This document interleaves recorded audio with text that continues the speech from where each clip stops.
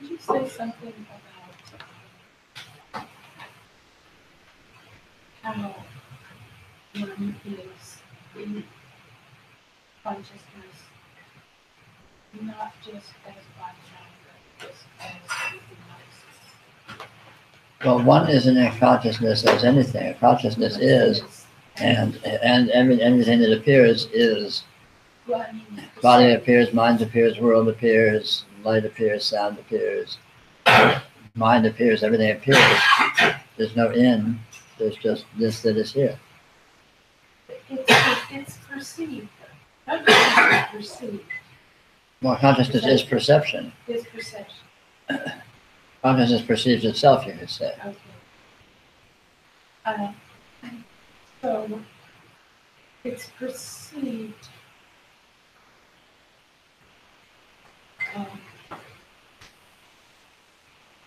With a body mind. No. Did you say? No. Through a body mind. No.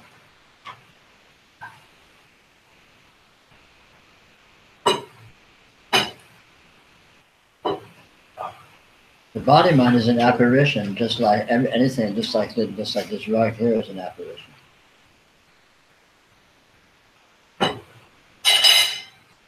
When you dream, you may dream that you're walking down the street talking to somebody, but you're not experiencing the dream through the body that's appearing in the dream that you think you're walking down the street with. That body appears in the dreaming.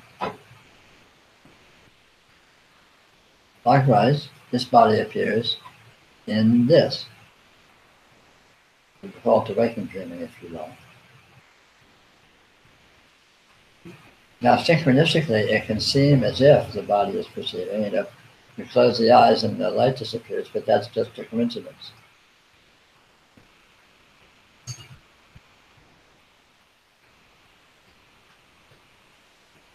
First, when you're in a dream, you might dream you close your eyes and the light disappears. But the light isn't disappearing because you close your eyes. It's disappearing because it's being dreamt that way.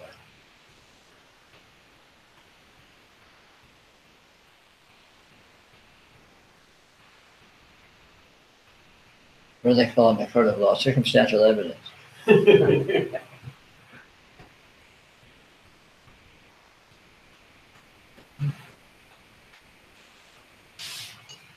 All apparent forms, all apparent qualities whatsoever are perceived. They are all objective, so to speak.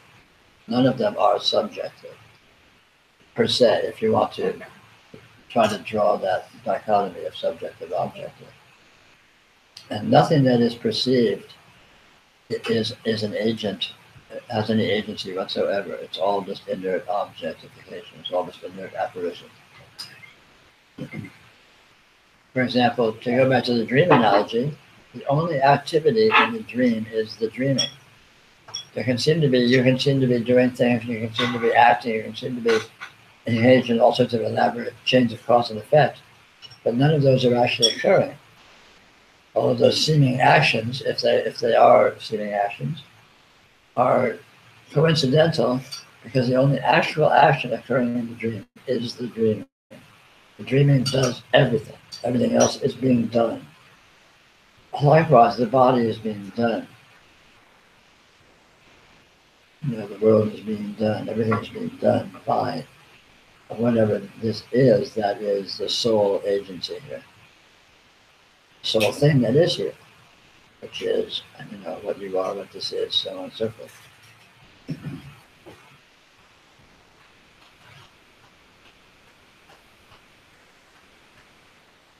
I ran my foot in the table.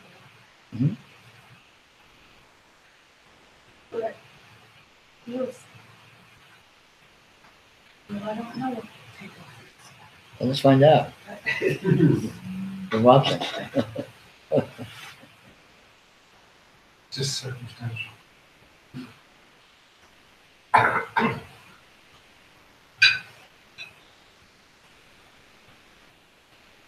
There's an astounding amount of apparent synchronicity, but that's all it is, a synchronicity. From a human interpretive framework point of view, we're used to attributing causal change to all sorts of things. If I drop my napkin, it will fall. It happens to look that way. But what's doing the dropping, what's doing the falling, what's doing the landing, and what's doing the seeing of that is all the same thing. There is no actual napkin that actually falls, and there certainly is no action of dropping. If I was dreaming and I dreamed that I just did that, I dropped my napkin and it fell, is the napkin falling because I dropped it? There's no gravity in a dream. There's no world in a dream. There's no bodies in a dream. They're just empty apparition. Likewise, right here, this is all empty apparition. No gravity. No gravity. There is no gravity. There's no cause and effect. There's no laws of physics. How about that? There's no electricity.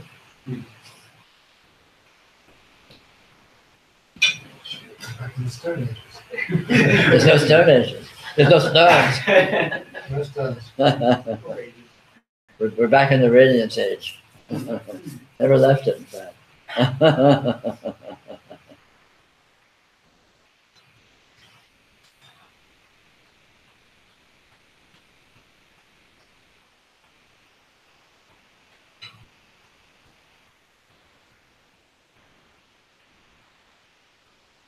Can't be understood, just know.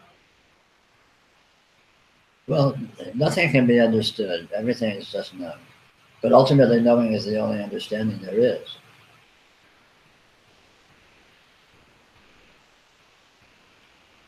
I mean, what kind of understanding would exist other than knowing? What would it look like? What would it be made of?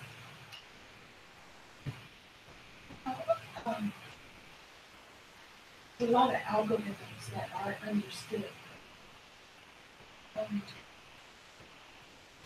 Sure, sometimes they work.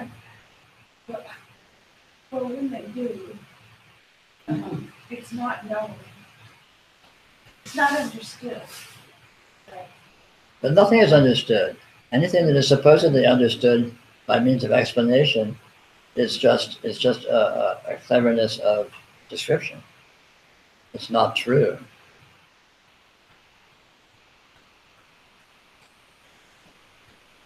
Because the only truth is the truth of radiant presence. It's the truth of experience, the fact of experience. Any supposed sub-truth misses the fact that what is being described and looked at is nothing other than experience. When I drop my napkin, there's no napkin falling. There's the experience that I'm calling dropping, the experience I'm calling napkin, the experience I'm calling falling. So anything I say about it is really about experience. And what is experience? Yeah. And where exactly is that? So what is knowing? Well, you can't say, can you? What is experience? What is radiant presence?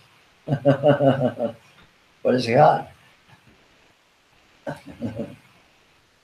here it is. You know, you can't, that's the point. It's unresolvable. You cannot pin it down. You cannot describe it.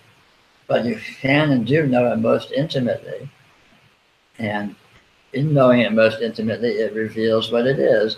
Not in a linear way that you can then describe or get a handle on, but in a way of revealing its fullness, revealing its comprehensiveness, revealing its pervasiveness, revealing its absolute independence of any and everything.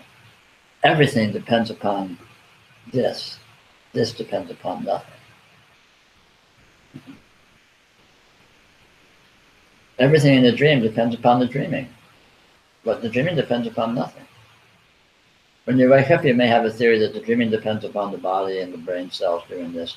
But that's all just apparition within the waking state. And what does that depend upon? You know, the fact of experiencing, which is our waking state word for what we call dreaming. When we describe what we're doing as dreaming. But in actual fact, they're indistinguishable. Except for maybe arbitrary degrees of seeming coherence, which doesn't stand up to scrutiny. There's apparent logic. Huh? There's apparent logic. Yeah. Well, that's In the apparent. state. Yeah, and that is a higher degree of apparent continuity. Let's say. Then they- Yeah, perhaps. Some dreams are extremely. I don't know. I mean, I can recall some dreams I've had where I'm lucid in the dream, and I did not know I was not awake. I mean, you know, in a powerfully manifest way. Yeah. I mean, I was in a world, and I was very, very, very surprised when all of a sudden the dream ended and I woke up. Because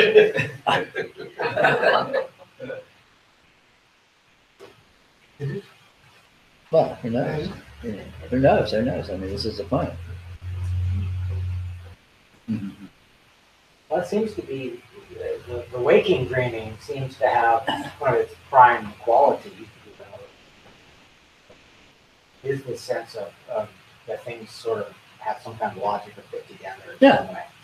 But we can see how completely insane that is because, you know, just take a look around us at people who are believing all sorts of Right. including us. Well, it's not even a matter of belief or analysis. It's a matter of the fact that all events are one-offs. Nothing ever repeats. And logic and coherence are based upon the myth of repetition. Yeah. The myth that if I pick up this napkin and I pick up the napkin again, they're fundamentally the same events or similar events. This is a fallacy. That when you get that shuttle to land in the ocean on a little pad over and over. Or not. Every time it happens, huh? Every time it happens is a unique occurrence. It has absolutely nothing to do with the previous times or subsequent times. And is different in every particular than any previous times or any subsequent times. If you look at the detail. Same calculation. Well, that's the claim. That it's going. That's the claim. Every breath you take is the same. Every breath is unique. Nothing repeats. Not just in a general sense, not just in, well, it's mostly the same, but there's some significant differences. Like every fucking thing is different. Every atom is in a different position. Every electron's in a different position. Consciousness perceiving is in a different mood, different state. Everything is different. Except for that.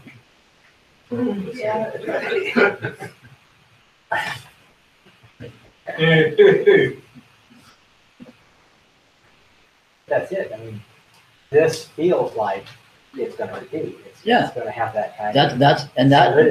That is the very substance of this apparent consistency, this apparent continuity that we suppose holds the waking state together, but it does not stand up to scrutiny if you look closely.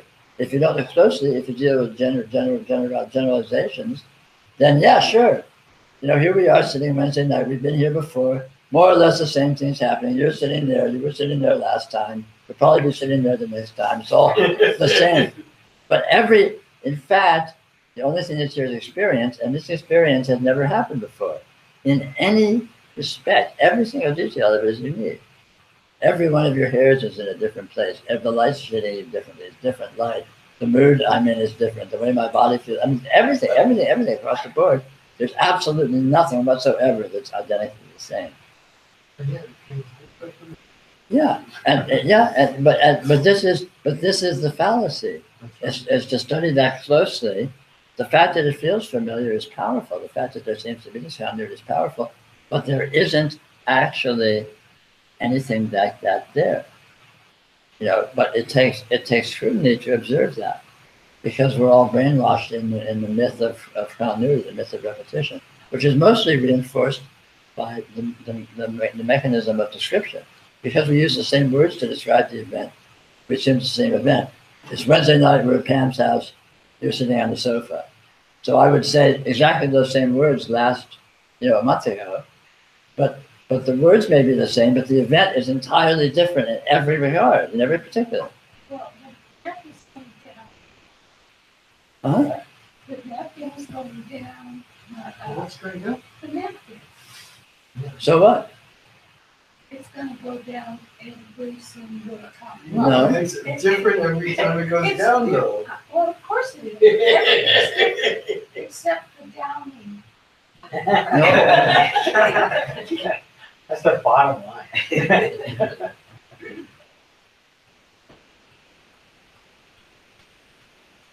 Closest you can get is saying every And time apparent- it is it's a apparent- napkin. But down is a generalization. Exactly what the napkin does and exactly where it goes is unique every time.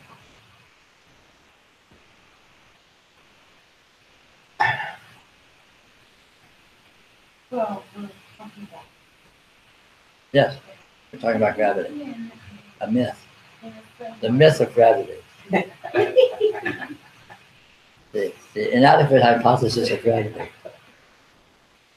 When you go to sleep, where does gravity go? When you start dreaming and then you drop a napkin in the dream, does it go down? What does down even mean in a dream? That's it. That's how you are surprised when you wake up.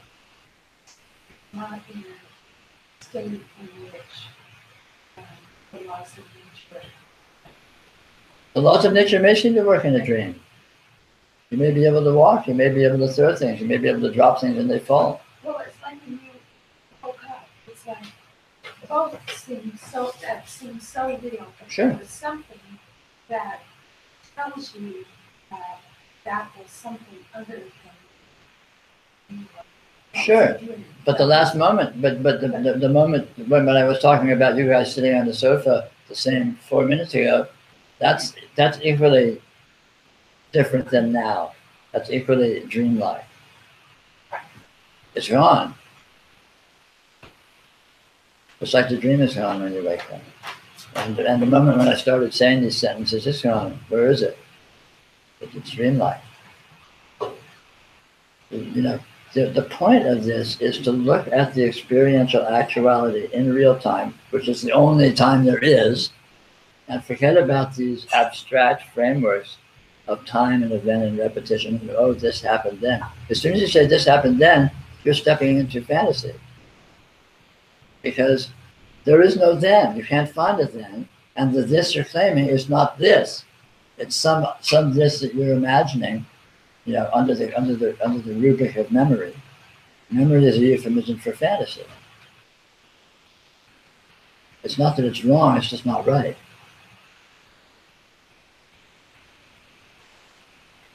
You cannot go back in time, you cannot go forward in time. It's just this right here, right now. And that's a simple empirical fact. That's not like abstract theory or philosophy. It's like, it's as empirical and down to earth as you can get. Well, it's interesting when. Well, as you can get. Before. Which isn't very.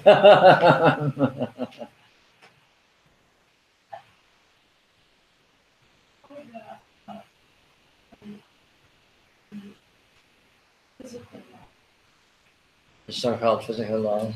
were verbalized. Remember going, and hiding rocks together? It was something that we were not that alert. We hadn't looked closely. And then, Oh, I think there was probably a lot of awareness. Sure. Before there was language, there was probably hunting skills. Right. Before you could chuck a spear and have it land somewhere, you have to know a lot about gravity. But it's in the direct knowing. It's not through analysis or abstraction. well, what I was going to say is, then all these rules were covered. But now, like They weren't discovered, they were hypothesized. They were created. and now they're discovering that they actually new rules. Of course. like that. That's what I'm saying. And those rules won't apply to the next rules that will come along, and so on and so forth. From a different perspective. Well, but there's nothing but different perspective, or there's nothing but your perspective. Which is always changing. Well, and always the same, paradoxically.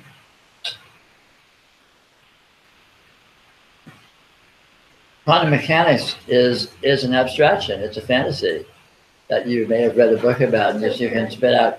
Yeah, you can spit out some words about it. Just like gravity is a theory, you can spit out words about.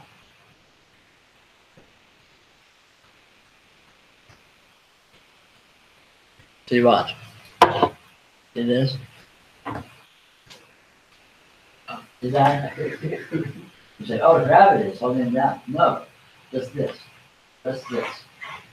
There's no words, there's no description. There's just this. What is it? What is it? As soon as you talk about it or think about it, you go into fantasy. But this is not a fantasy, this is actual.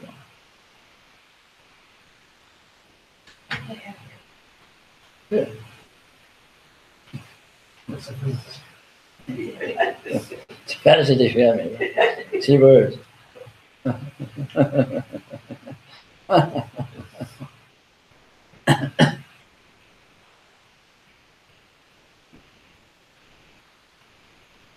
Yeah, our descriptions are ingenious, and they actually have a great deal of potency in terms of seeming accuracy. But the seeming accuracy does not ultimately stand up to precise scrutiny. All these theories fall apart if you look closely enough, and that's the operative word, if you look closely enough. If you let yourself settle for some degree of approximation, some degree of generalization, then you can rest contented that your theories are fine. But if you look closely, it cannot be done. It cannot be done. Right. You have to look closely enough. When you got up, it's sort of funny. The first thing I noticed, or fixated on, was you sort of had a smile like a Cheshire cat. Okay. That's all the time. And then, yeah, I know. Yeah. But on the other hand, Alice in Wonderland is a really great way to look at Yes, this. it is. And so, there was various. Lewis Carroll was various pretty things hit. happening. The main thing is just, to help notice is not to try and fix on any one thing happening. Just try Yeah, to see as because there many is no, things. because there's only the whole thing. Yeah, There's only always the whole thing. right. Can't separate anything out. Unless you When take I hold the napkin, this is not a napkin. I'm not holding it. This is the universe. This is all of it. This is all of it. This is this. And this is what it is. And you cannot go farther than that. The accuracy. It cannot be done. As soon as you do, you're stepping into fantasy. You're making shit up. You're doing that anyway. Well, yeah. But description is fantasy because this is inherently undescribable. It's inherently unresolvable. It is what it is. It is very precisely what it is. But what that is cannot be thought, cannot be said, cannot be found. It doesn't need to be found because it's manifest. You never lose it. But it cannot be found. Try and pin it. Try and, just look at it scientifically, even without analysis, just with, the power of your engagement. You will not hit bottom. You will not. So, now I know exactly what it is. It won't happen. It won't happen. Always mystery, always paradox, always question mark, never explanation mark.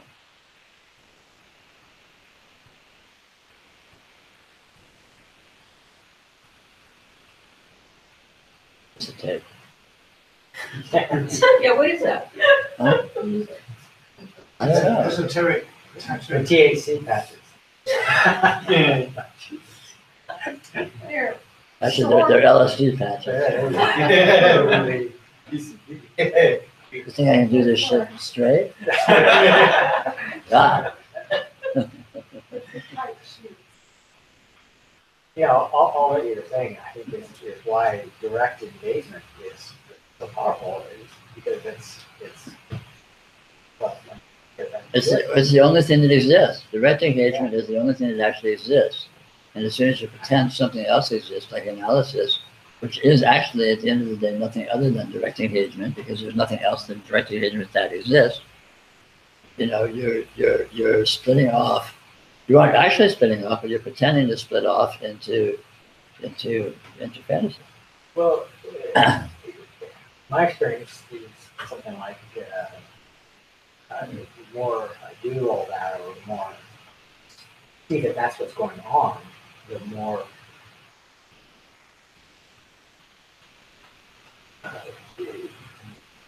it's revealed, the more like you don't have to say anything or know. It just it's just disappearing. Yes. It's like happening. Yes. I mean, this is why yoga works, because the very nature of this is to open to itself. So engagement, which is what this is, you're thinking of it as self-engagement. This is engaged with itself, which is what we call our experience. The very nature of it is an opening, is an deepening, eternally. It cannot not be that. And yoga is simply taking advantage of that fact by resting in that fact and not trying to pile shit on top of it and complicating it with your bullshit. With fantasy. So simply, here this is. That's the fact. And that fact will show you what it is, because it never does anything other than that. Just stop trying to add to that, or stop worrying about the fact that you're continually trying to add to it, and still just check it out. Yeah, I mean, the mind will continue to split off its theories, and the emotions will continue to be reactive to fantasy, and all this stuff occurs ongoingly. But all of that is this, and does not actually get in the way of this. That's just, that's just details of this intense transcendental engagement, which this intrinsically is.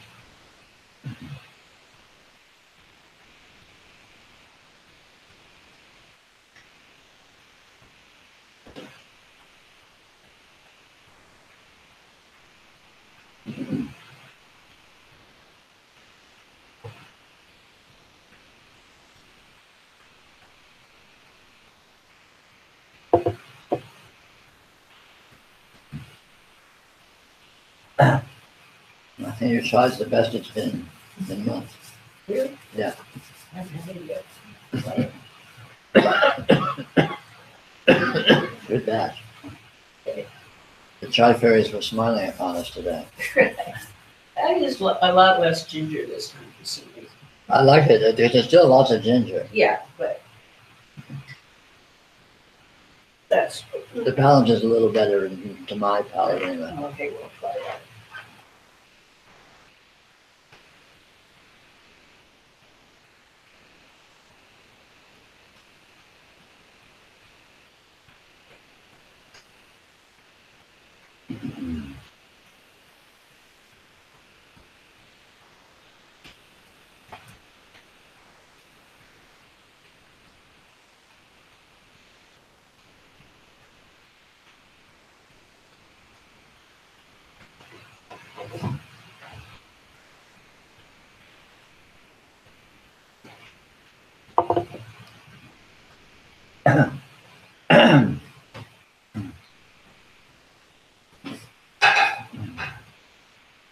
What do you think?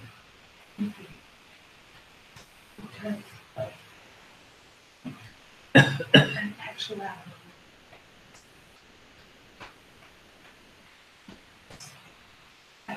Yeah, thinking is an actuality that is this. Thinking is not thinking. Thinking is this. Well, this is thinking. Hmm? This is thinking. This thinks. This perceives. Well, thinking appears. So thinking, this thinks in the same way that this shines. Thinking appears just like light appears. Thinking is a flavor of energy. The nature of what this is to appear to itself as apparent energy, apparent experiential qualities. So light is a one, let's say, frequency or texture of apparent apparitional qualities. Thought is another texture or wavelength of apparent apparitional qualities. So on and so forth. Comprehensive. So when you talk about fantasy, judgment, No, it's not a judgment. Fantasy is a texture of this. But that's all it is. Fantasy pretends to be more than that. It pretends to be about something. Thought pretends to be about something. Thought is only about its own apparition. Just like light is only about its own apparition. The patch of light that's shining on the wall behind you is not about anything other than the fact that that patch of light is shining on the wall behind you. Likewise, the thoughts that are appearing in my mind are not about anything other than the fact that the thoughts appearing in my mind. The thoughts pretend to be about this, that, and the other, but again, that is an arbitrary synchronicity which has no truth to it. Thought is not relational. Thought does not relate to something else, which is its great claim. The great claim is I'm thinking about this, or I'm thinking about that. There's no such thing as about. About doesn't exist. About is the biggest fantasy. Nothing is about anything. Everything is about this. And this is everything. So thought, this, like this, touch, this. They're just different words for this. They're different flavors or textures or wavelengths or whatever the fact of this. And they have no difference from each other whatsoever, other than their apparent different texture, different whatever. But that thought refers to anything is the very essence of delusion.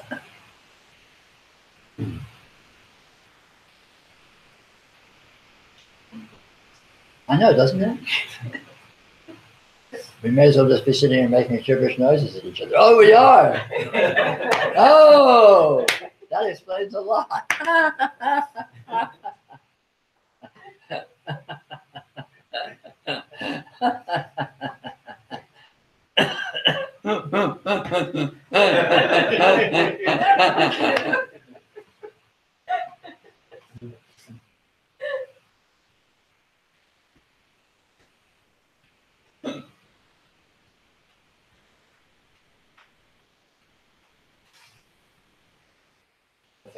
It seems like a joke, but all you really have to do is watch a bunch of teenagers together. Politicians. That's right. or humans.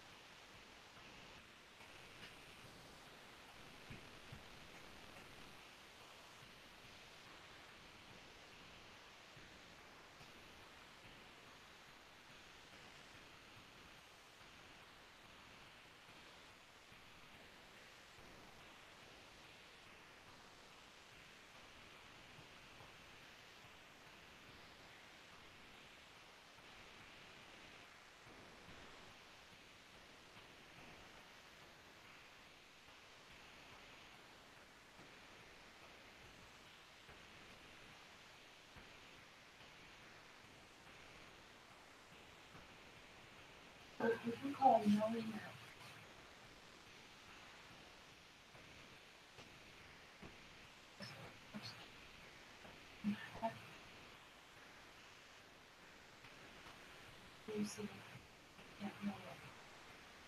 You can't know what anything is, so that's not different than anything. I mean, what is texture even? You know, to say a texture as if we know what it is, we can recognize what we think of what we think it is, but again, you can't pin down what it actually is. It seems to be a nuance. When you say a nuance, that implies it's distinguishable from some other nuances. And if you look very closely, everything It's indistinguishable. If you look very closely at light and you look very closely at sound, for example, you can't tell the difference between them. If you don't look closely, they seem obviously different. You look very closely at sound, you look very closely at thought, you can't tell the difference between them. Sound and light. Sure. Of course. I mean, all the textures look the same. They are the same. They're nothing but radiance. But you have to look very closely to recognize that fact. Again, differences seem to be viable, seem to be actual because of generalization, because they're not looking closely enough at what's there. Because of averaging, approximation as well. Light is approximately like light. Sound is approximately like sound, and they're obviously very different. But if I look more closely, what is light precisely like? What is sound precisely like? They converge. You can't tell, you can't distinguish them. All of the differences only stand up because of lack of scrutiny. How can you see that closely? Huh? How can you even You are seeing that. You are seeing that closely. that light and sound? Of course. It's all one thing. Yeah, it's all one thing. But that's not a theoretical or an abstraction. It's the explicit fact. I mean, it's what I call radiance. Radiance is not an abstraction. Radiance is the sole fact. Light is an abstraction. Sound is an abstraction. Radiance is a fact. I mean, calling it radiance obviously is an abstraction. But what that is everything. Or the only thing, you say. So there's not really any everything. There's just this.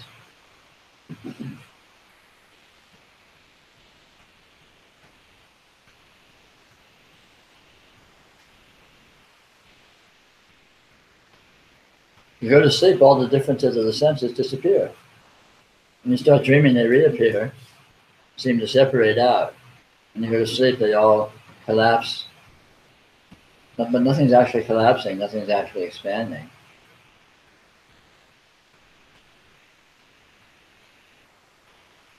Well, it appears. Yeah, it appears to be because of interpretation. Deep sleep is relatively uninterpretive, whereas dreams and waking state are relatively interpretive, i.e. approached in terms of approximations, approached in terms of generalization, approached in terms of categories. There are no actual categories, there's only one category, this. But as soon as you categorize things, oh, there's light, there's sound, there's humans, there's inanimate objects. I mean, any and all categories are approximations. But what is being approximated, the actuality that exists, that is the basis for all approximation, is this. This is this. And it does not have parts, it does not have pieces, it does not have any of that. There's no that, there's only this. And that's that. Oh, this is this? That's this?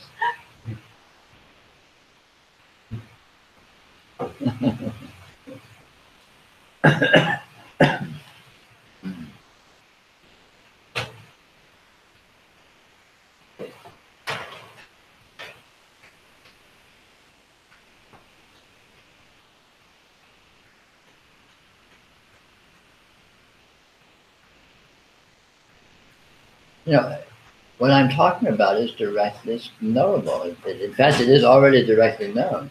It's just a matter of letting yourself be with it intimately enough to get beyond your habit of generalizing, of approximating. But to really be with the precision of exactly what is exactly the way it is, as opposed to settling for these generalizations. It's like racism. Oh, you know, there's white people and there's black people and there's yellow people. It's like, no, everyone is a one-off. Everyone is their own shade. Everyone is their own race. But when you see it, it's perfectly obvious. No, there's these categories. It's like, well, you know, look. I mean, that's just one example of anytime there's a this and a that, but this is and that can seem to be distinct because of lack of examination of what's actually present, which is always precise condition exactly the way it is in the instant, which is always unique and does not fit into any category.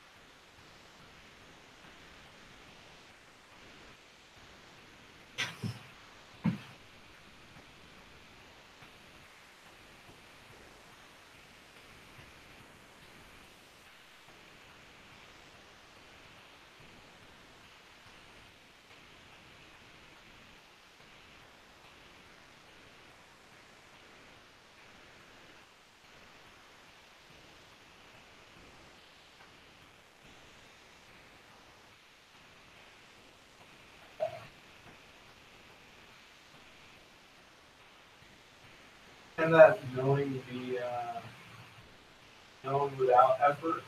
It is known without it. I mean, without trying to like go closely into the experience. It's paradoxical.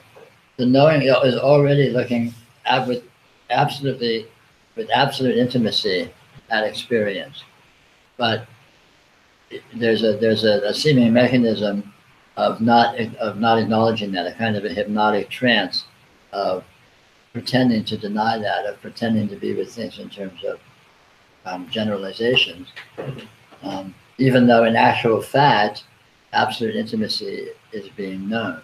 And so yoga is actually very simple because of this fact.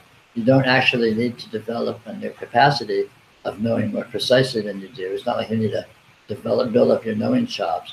You just need to let yourself recognize that in fact you are already knowing it beyond your capacity to analyze, beyond your capacity to interpret. Even as the interpretation is happening, even as the generalization is happening, let's say in mind, direct experience is present, and direct experience is an absolute transcendental intimacy that is completely and explicitly unresolvable. I feel like I'm just like, I get sometimes wrapped up in the questions that people ask, and I try to, and that when I step back, and that comes from the place of just enjoyment. Yeah. You know, just like finding like, joy in the conversation, not trying to solve it, and enjoying the food and company, and that seems like I like to go that way around rather than like getting caught up in the. Yeah, and that's very wise. The pleasure and the bliss is the direct revelation of presence, direct revelation of actuality. It's not more so than the intricacy of the questions, but it is explicitly that. So if you do that and you can appreciate it and recognize it, then that's great. And then from that perspective, if you're interested, you can reverse engineer it and look at the questions from that perspective, and then see that is actually the same thing. In other words, the intricacies of the waves don't ever depart from the ocean. The ocean is just this wonderful fullness. But then it also has all these waves and the spray and the intricacy and these incredible shapes, and they're breaking, and there's like endless apparent detail. But all of that detail is simply the ocean. So.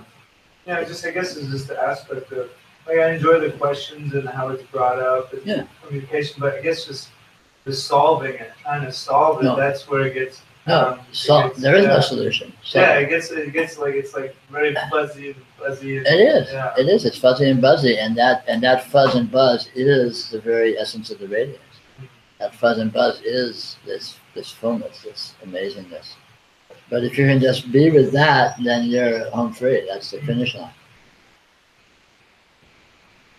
Just feel the absolute inclusive comprehensiveness of that. Feel the fact that this is everything. This is this that is here.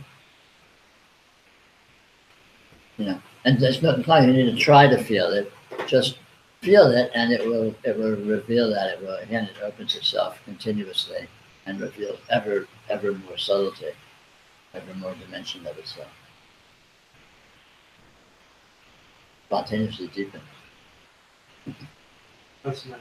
It is totally nice. So yoga, you don't need to do anything with yoga. You don't need to progress in yoga. All you need to do is just touch this, and it does all the work. It's like with time. You don't need to actually work to make the future happen. You just like be with now, and the future takes care of itself. But it kind of, I don't know, I found myself, I guess, coming to trust that this is always the case. Oh yeah, you reckon it becomes clearer and clearer, and more and more obvious. It opens to itself. In some way, there was this moment of a long, many faceted moment of trust, in a sense, you know, of realizing that feedback loop is like trying to see what you're seeing. Right. It's like trying to imagine what's already going on. Right. It's redundant. Yeah, it's totally redundant. But it's already going on, so there's this kind of trust in this constant falling forward or falling in. Yeah. Yeah, when it becomes clearer and clearer that it is that. Yeah. It becomes clearer and clearer that this is free fall by its very nature. And you don't need to trust it, it is that. You couldn't possibly stop it if you wanted to. You couldn't leave it if you wanted to. It couldn't be other than what it is. You know, so you don't need to, it's completely Teflon. You don't need to preserve it, you don't need to hold it, you don't need to find it, it's just, it alone is. So, so whatever.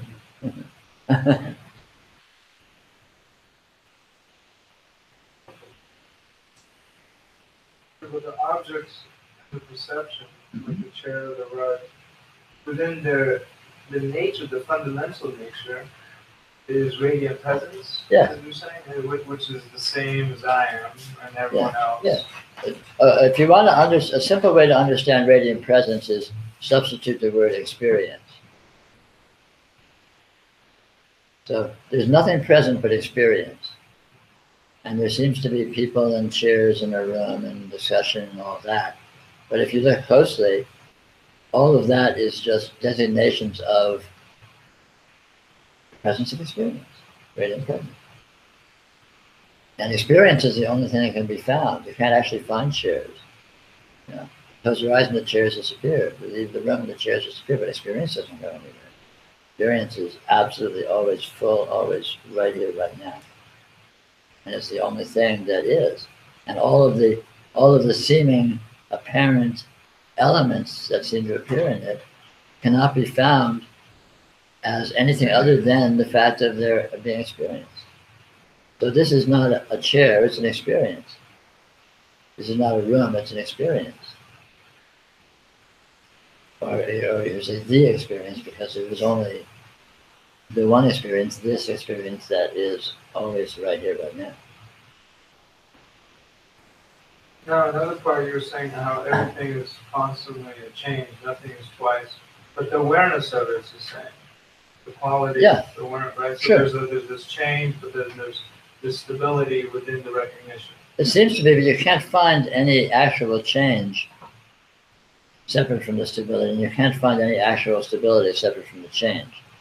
So again, it seems to be that way. It seems to sort of be polarized if you don't look closely. But if you look really closely, try and pin down the stability, you won't find stability. Try and pin down the change, you won't find change. All you find is this paradox. It looks as if it's change, it looks as if it's stability. But when you look closely, all you get is this, and you can't put any words on it, you can't put any concepts on it.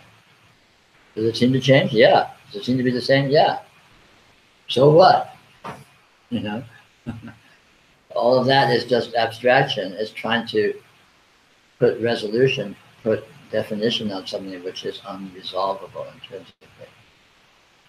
Because you can't find it.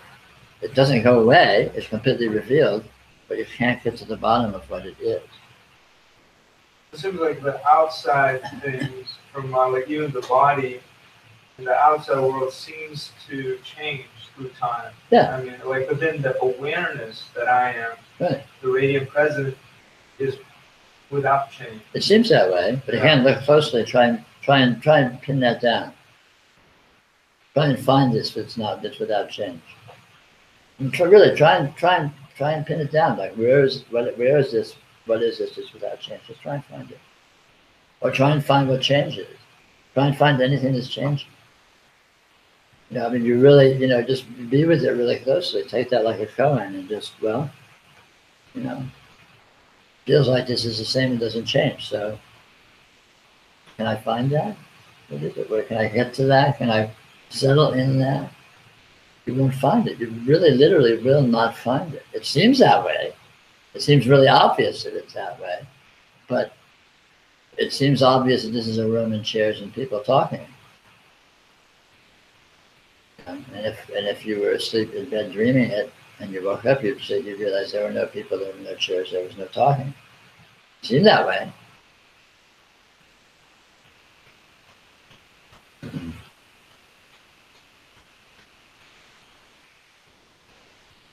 Bodhisattva, therefore, is a bodhisattva lives by prajnaparamita. That's right. No hindrance in the mind, no fear.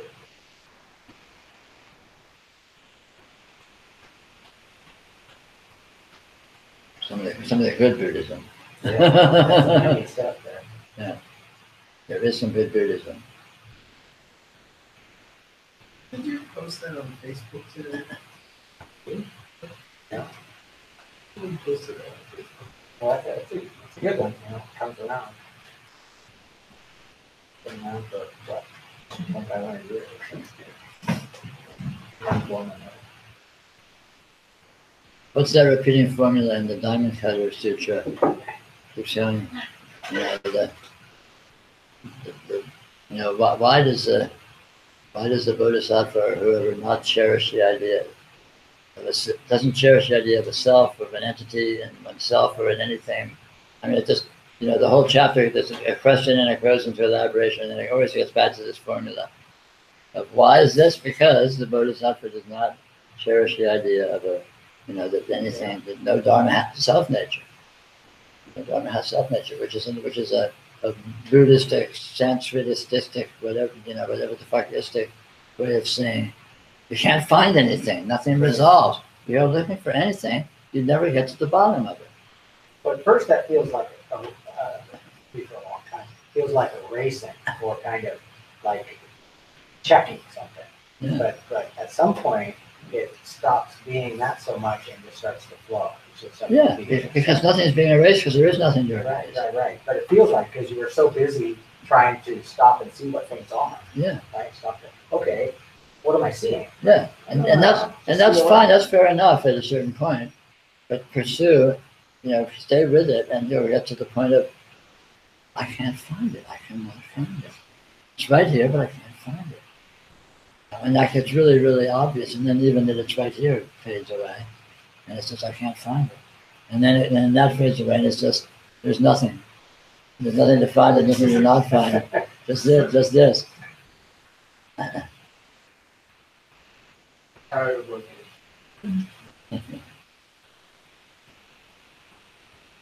One of the fun things in Zen Buddhism is the Oxford English. Yeah. There's like 10 of them. And they sort of do just writing.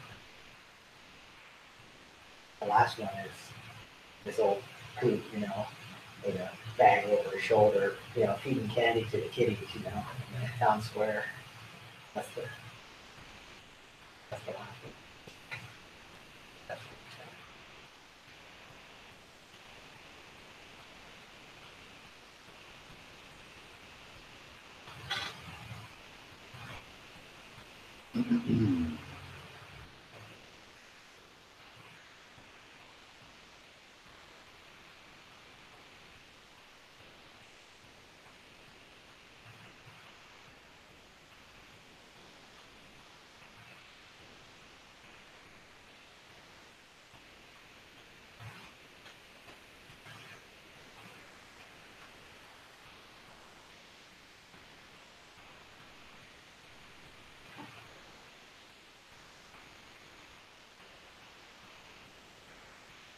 A really simple way to put it is, at the end of the day, all you can actually find is experience, and you can't actually find experience.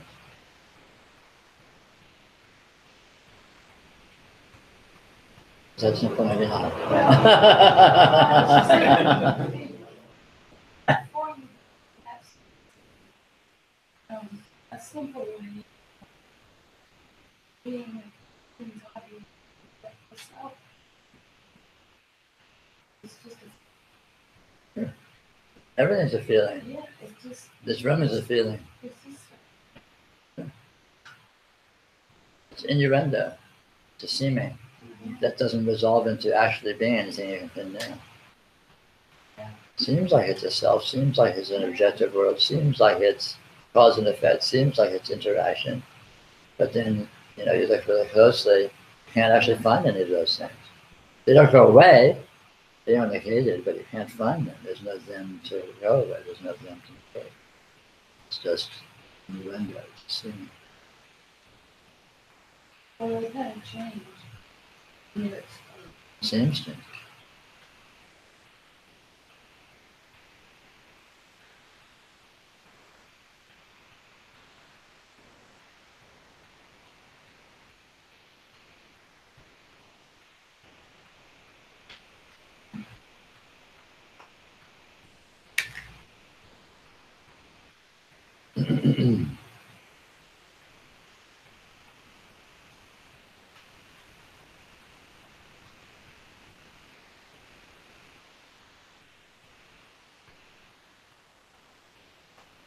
Our ratings are rising.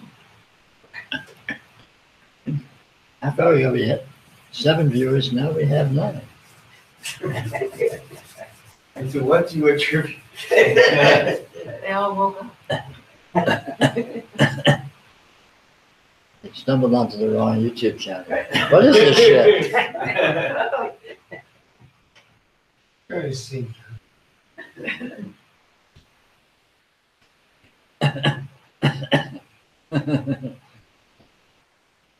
I wasn't watching before. You account for 2, right?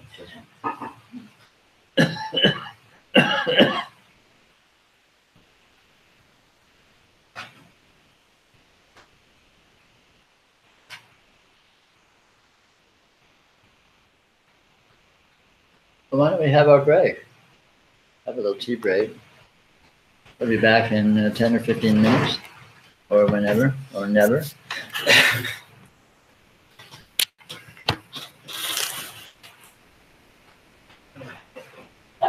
And that's Charlie.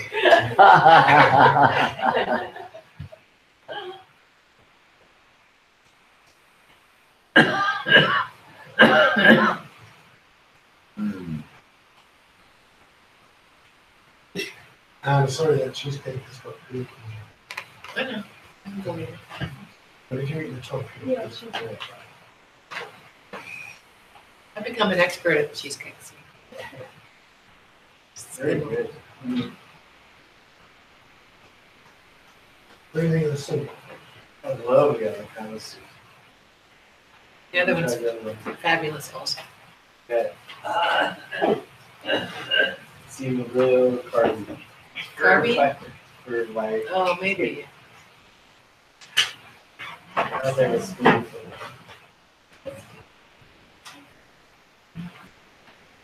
What's wrong with the sweet potatoes? I like carbs. They just have a lot of carbs. Not the taste. What's in the avocado soup besides the avocado? Vinegar? Cream. Cream and collard greens. Ooh, I didn't recognize. What spices? Garlic. Cumin. Well, Salt and pepper. I never had a soup like that.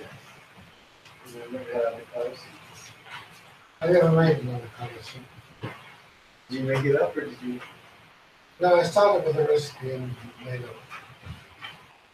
I mean, like, the collard greens was my idea and several other things I wanted to do.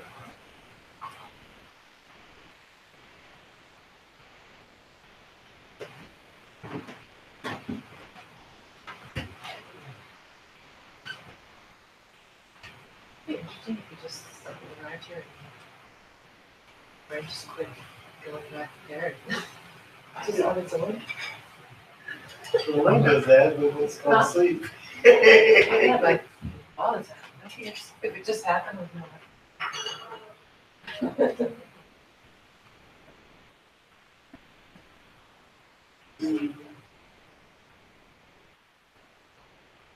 How are you doing, Mitch? Pretty good, I think.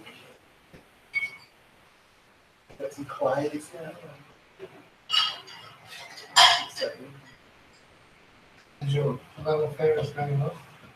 Very well. Went away and came back.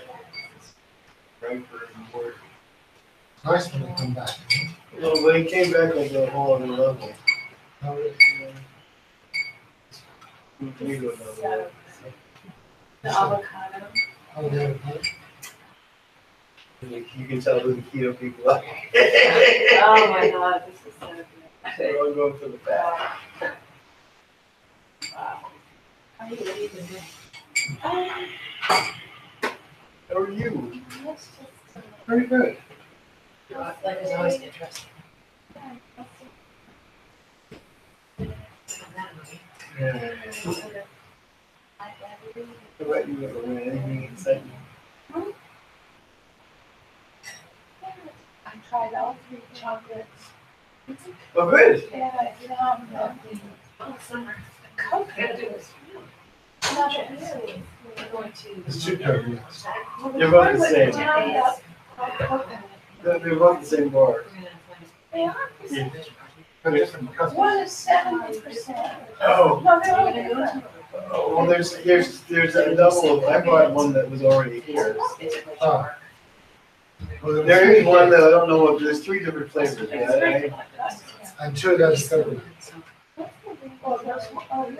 One's ground up coconut, 70%.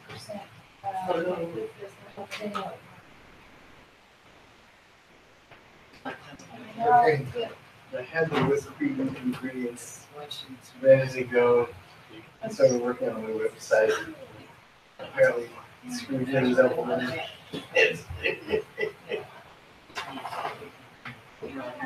On one page, I made things better. set up their minds. Yeah.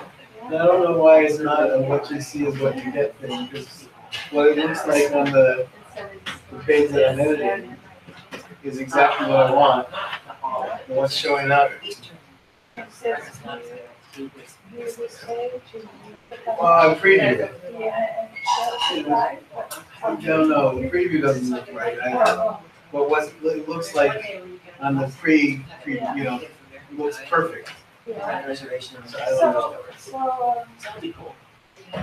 Maybe there's a setting, there's a word somewhere. The font. The font looks entirely different when it goes to the website.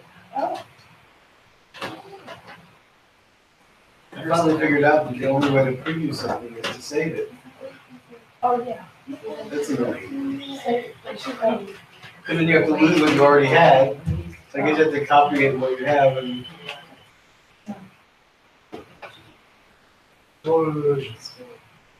It is an illusion. As is my, so thought of my humiliation when somebody comes to my website, that's the main page of my website now. I'm just wondering how these positions.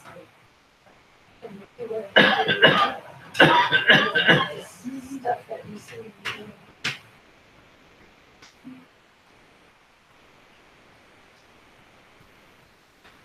There's no way you can think that was more than we. And yet, there is an answer to that. There is. It's all about distraction. Can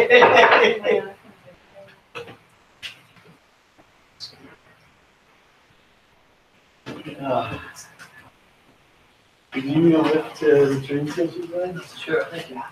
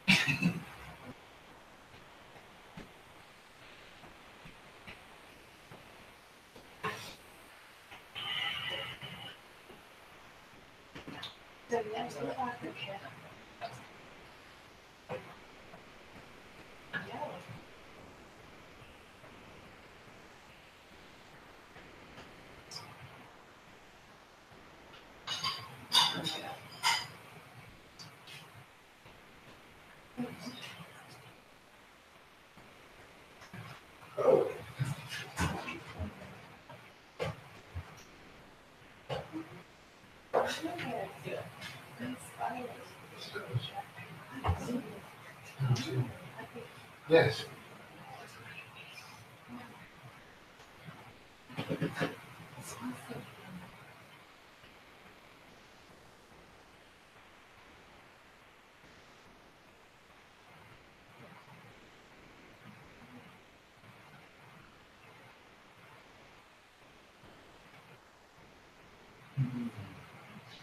Nap time.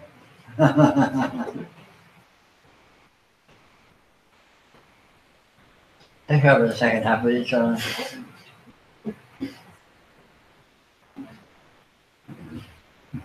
Give me something to talk about.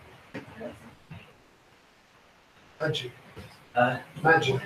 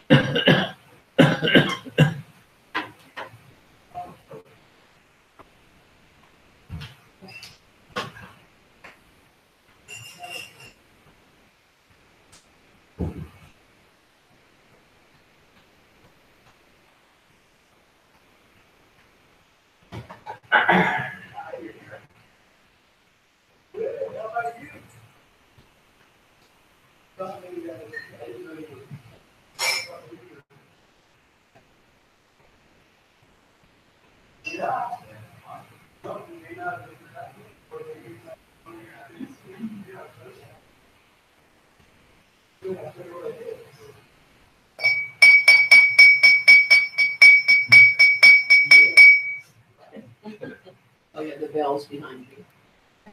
Is it a fire or someone's banging on their glass? Not a fire mix. No, I don't know. I was thinking of the fire alarm or the fire tracker. I guess I was thinking about like 150 years ago. Last lifetime. I don't know.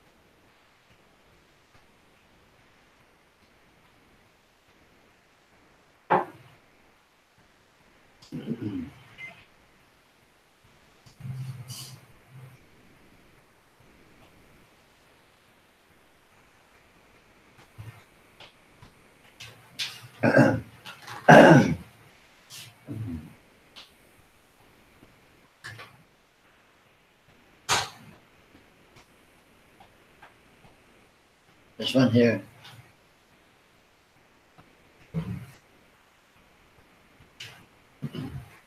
I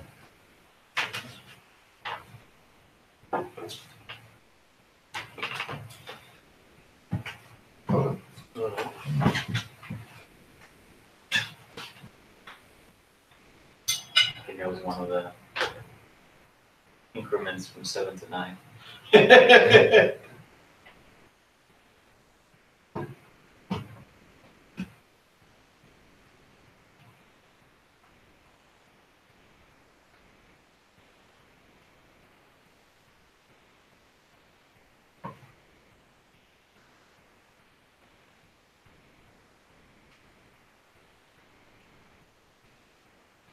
The nature of now seems, and I'm not saying it is, it seems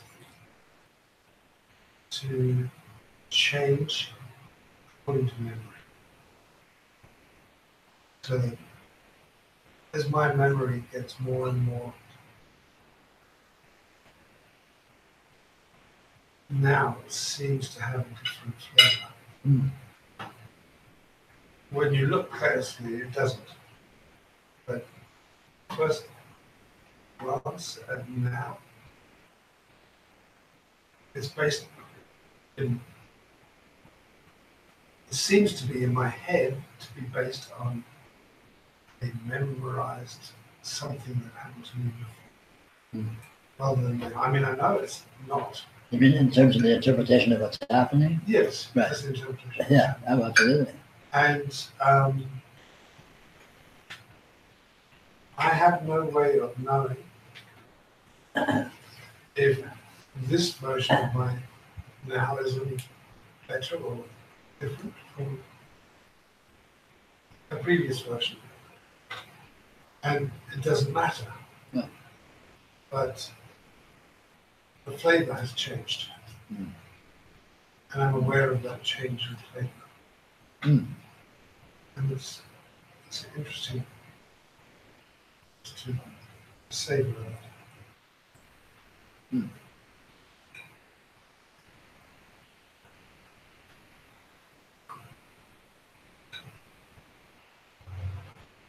Yeah, I would say for me, the flavors changes all the time. I'm on this, I'm on, you know, among other things, and among other rationales, I'm on various drugs for various medical conditions, which affect me differently on different days and different times of days. so sometimes now seems very, well, different, let's say, and then other times it sort of tightens up and sharpens up, and I mean, Yeah. that sort of thing, I guess.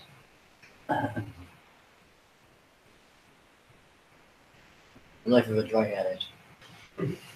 Well, there is that. You know, I take a lot of drugs. Yeah. And You always have. Me too. the nature of the drugs has changed. Yeah, right. Now I take The drug someone else wants you to take. Now I take drugs for my thyroid, depressants, for my imagination. Yeah. But Could be argued, however. but it's interesting that everything changes nature of now. What I just ate changes the nature of what now, and what my parents taught me changes the nature of what's now. Yeah, everything's continually different and unique in terms of its dominant flavor in the instant. And because I am because I am reliant upon memory for many things, I realize that everything that I'm relying upon is completely unsubstantiated. Intellectually, I can feel that.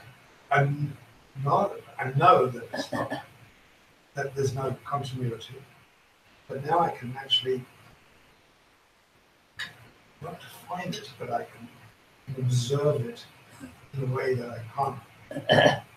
When I just look at now and I'm aware of now as being this or being in presence, there's no definition, there's no words or meanings associated with that. But with my experience, there are. Yeah. And it seems to be the experience of the same thing. Yeah.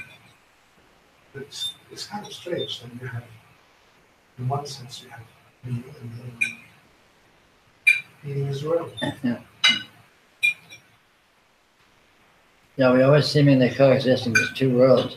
A world of actuality, which is simply what is, and this world of you know, a narrative and a relationality and, you know, the history and all of that.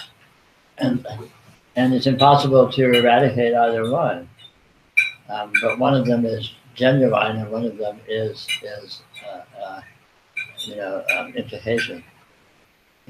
Yeah.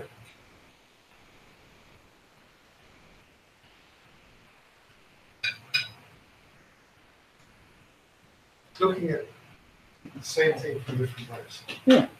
It's like when you're asleep, lying in bed, and you dream about dropping a heavy weight on your foot.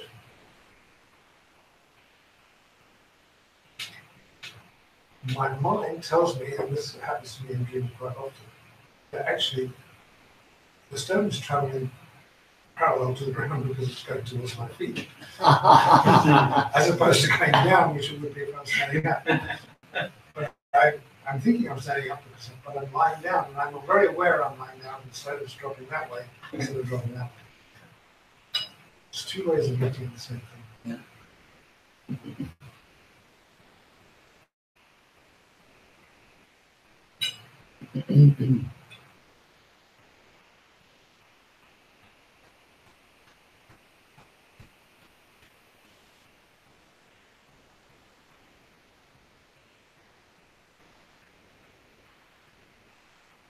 Any way of looking is always indicative of an interpretive framework.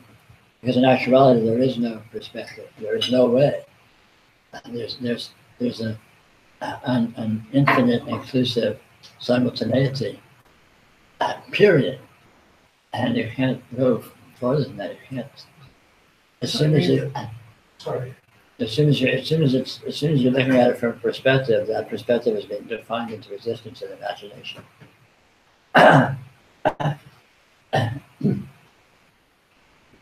So looking is an interpretation. Well, what looking is not an interpretation, but the idea that looking is an interpretation.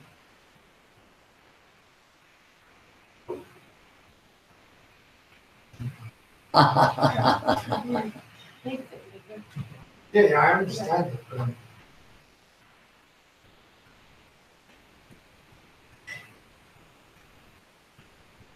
In a profound sense, there's nothing but looking, or you could say there's nothing but knowing, there's nothing but experiencing, which are all synonyms completely. And it has no partialities, it has no directionality, it has no, nothing you can say about it other than the immediate fact itself. And so as soon as it gets qualified in any degree of, oh, I'm doing it, or it's from a perspective or anything like that, and that's basically imagined into existence as a mental interpretation. Concurrently with and in the context of the uninterpretable actuality, they always coexist. Interpretation always exists in the context of uninterpretable actuality and consists, in fact, of nothing but uninterpretable actuality. Very peculiar. Curiouser and curiouser.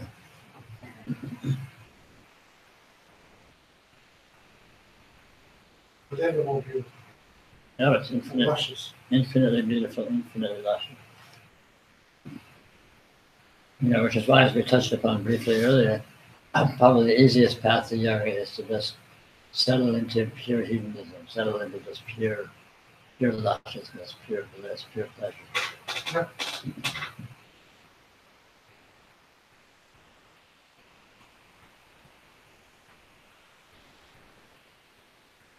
Who's calling the drugs? Or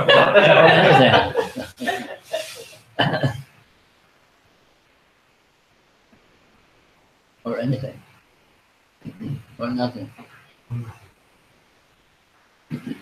So when you say pure, does that qualification mean anything? Which qualification? You said pure pleasure.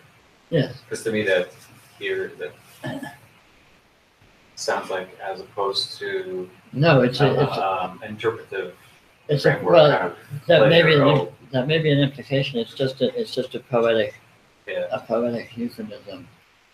It's Doesn't more evocative than definitive. It doesn't define this pleasure. It's like poetry to settle into pure pleasure, and then you feel this, and then that resonates, or not. It's a purity. Yeah, it's pure because there's no impurity that can be found.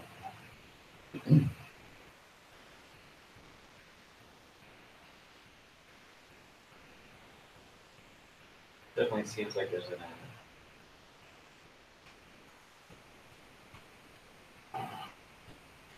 obviously a strong addiction to the interpretive framework. Sure. I mean, said before in the 10 minutes that I listened in on YouTube about how you worded it, but it was something like be with the change. See that there is no change. Sure.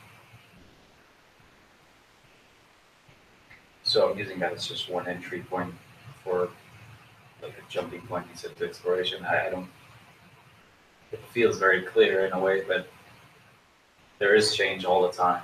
It's Sure. like, There's seeming change all the time, but if you look very closely at the change, you can't pin it down. You can't find actual change. It seems obvious that it's change, but if you, it kind of feels the same. Is that what you're saying? well, that's one way to put it, but more precisely, ignore the fact that it seems obvious that there's change and it feels like change, and try and pin down exactly what change is. Not in the abstract, but just try and find change and observe it very, very precisely. Good luck, sure. It is a trick. And you will discover you can't actually find it. It doesn't go away, and it's completely obvious that there's change, but then you can't find change, so it's very peculiar. And what there is, that seems to be change and is unfindable, is astounding, amazing, to speak poetically, has a lusciousness and a fullness and a richness and a profundity that is immediate and self-verifying. And that's kind of what I mean by settling into the hedonism, settling into just being the luscious fullness of actuality. Again, not that any of those words are definitive or precise, but they poetically may evoke or indicate this astounding lacklessness of actuality. That's good. You heard it first here. Trade. Well, I guess this that. Well, so-called interpretive framework totally depends on,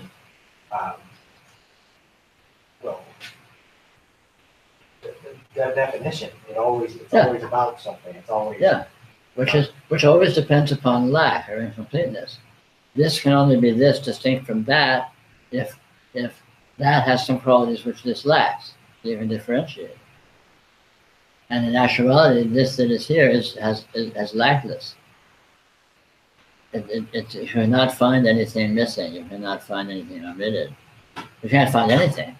So it's kind of a trick. But well, in a way, that goes back to his question about memory. Because if you're with this in the way that you're saying, memory it doesn't operate. Right. It's just this. Yeah. Memory can't be found as memory. It doesn't go away, but you can't find it. Well, it's just a function of this. Right. It's just this doesn't depend. Does not depend in any stretch. Doesn't depend. Right. It doesn't depend. It has absolute independence. Yeah. And so, the notion of the whole idea of gestalt trying to find out what it is, or define it in any way, capture it, or whatever, solve it. That all depends on depending, and all depends on something Exactly. constant. Yeah. Infinite referentiality. Yeah. The chain of independence.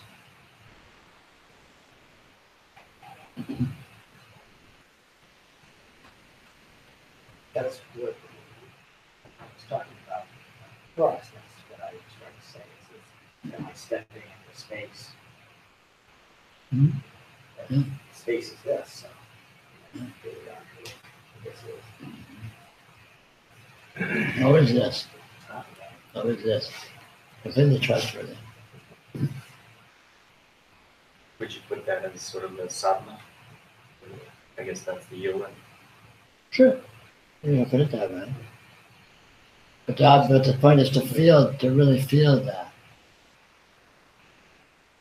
To see the self-verifying facticity of that. Yeah, That it actually is what it is. It is the way it is. For me, it feels like it's very clear, and then there's still a lack of trust, and I guess an attraction to just sort of a, I guess, a fear-based interpretive framework. Mhm.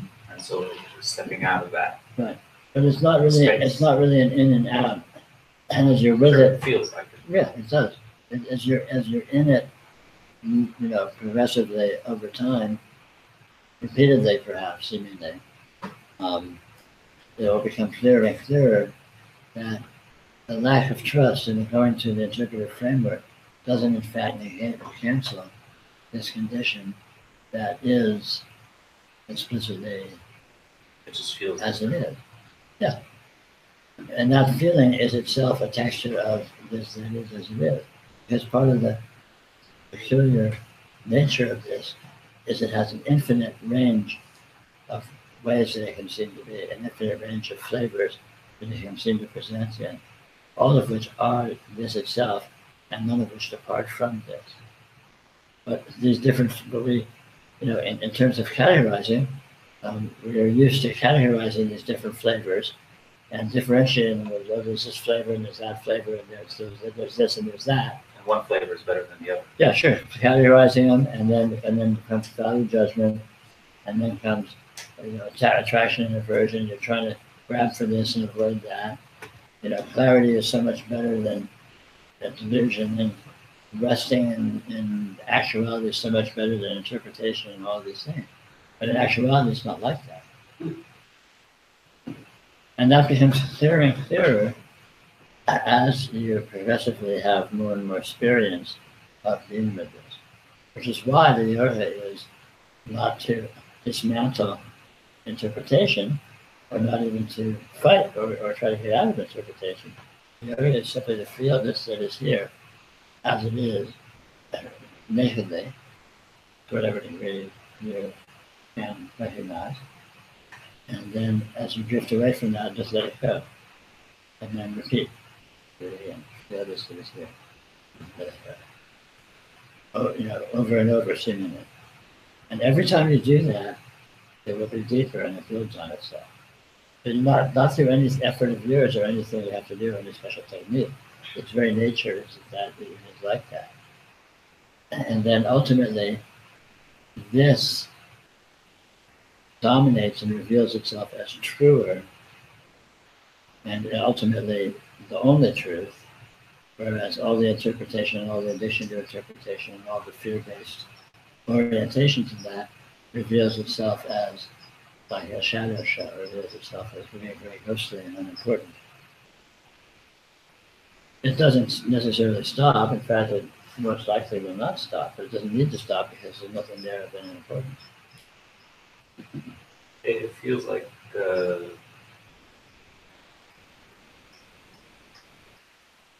sort of that pendulum is this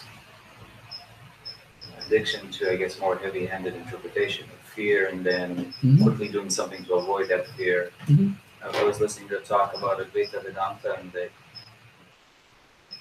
and many teachers, you know, would emphasize discernment, and I don't know if this is kind of what it feels to me now, that if I contrast it with what you're talking about, it seems almost too heavy-handed.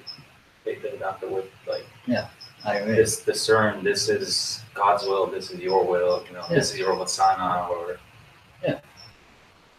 because that's sort of that same kind of thing, like, oh, that state is not, Of course. I'm not clear now. I should be clear now. That's just way too heavy. I mean, God versus yours, you can't find any God, you can't find any you, you can't find any God's will, you can't find any your will. And you look, all you find is this. So why bother with all of this imaginary discernment of imaginary facts that don't exist?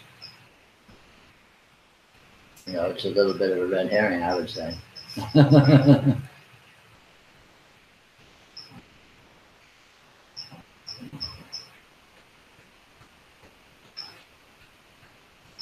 And discernment requires effort. This reality requires no effort. this is what it is spontaneously. It demands nothing of you. Absolutely nothing. It's the easiest thing there is. It's pure ease. It's pure effortlessness. It's pure release. Sort of the opposite.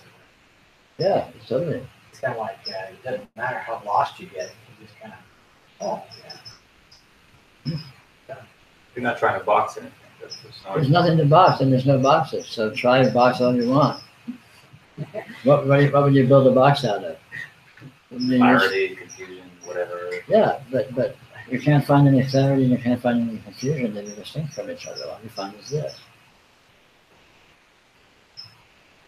If you look at anything, it disappears. If you look at, so this seems to be confusion, let's say. I'm confused, there's confusion here. Okay, cool. Be very closely with what you're calling confusion and try and see what it is. Not analytically, just feel what is present. Something must be present. When you say, I'm feeling confusion, then there's something present, or what are you feeling? You know, it's like a thing. An object of experience is manifest in your field of experience. So check out what it is. What is it? What's it made of? How's it work? What's its structurality? What is it? And if you look very closely at that, you won't find anything. It's very peculiar. So you're looking at confusion, you never find confusion. You say you won't find anything, is it that you won't find anything resolvable, or you won't? Well, when you don't find you don't find anything resolvable, you don't find anything. I can't find a bird bother. Can you find a bird? Okay. It's disturbing my confusion. That is. You're confused about your confusion?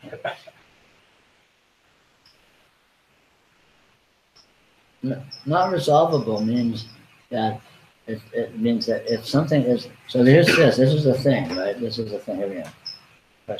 A thing, right? A thing. If I try to, this is the show and tell time.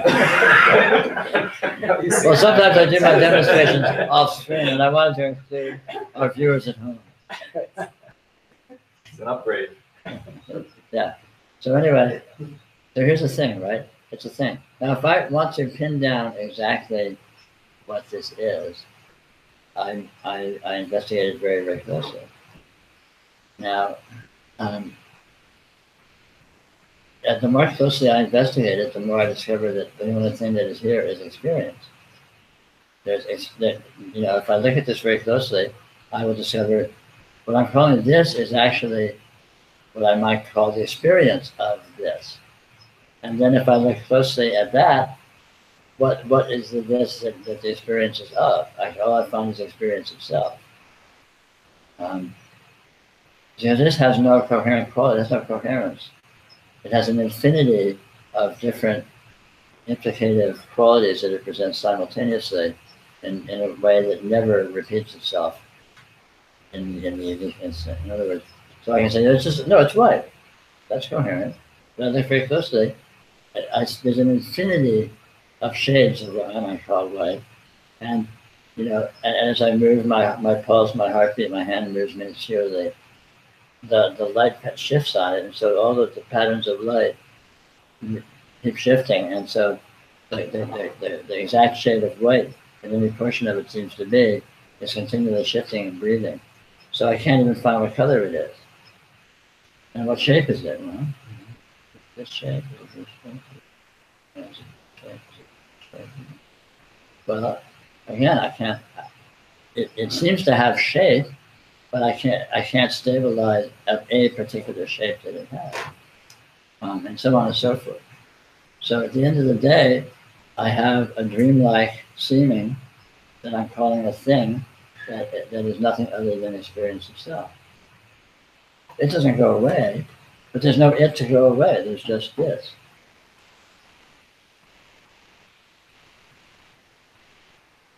And so the same with confusion. So here's confusion. So here's this. So here's confusion, right? Okay, so what is it? What characteristics does it have? Does it have color? Does it have shape? Does it have texture? Does it have whatever? You can apply your own parameters, or just not even use parameters. Just try to, be with it non-verbally as flavors and try to pull out the experience of flavors, and you'll find the same phenomena. It doesn't cohere into a unification. It doesn't cohere into a wholeness. It disperses into a difference, an infinite difference. This is what unresolvability means. It does not resolve to a whole.